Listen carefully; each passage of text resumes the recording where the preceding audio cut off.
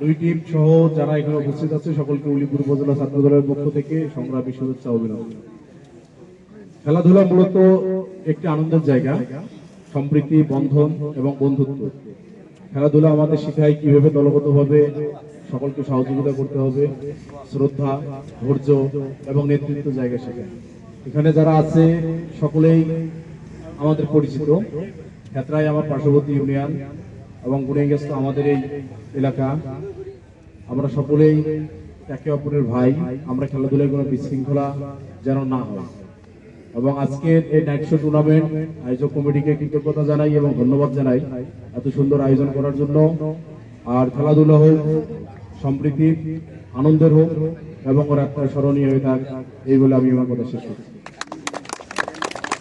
আপনাদের মধ্যে বক্তব্য রাখবেন আজকে নাইট শো ক্রিকেট টুর্নামেন্টের সম্মানিত প্রধান অতিথি উলিপুর উপজেলা ছাত্র দলের সম্মানিত আহ্বায়ক মাহমুদুল হাসান বিপুল ভাই।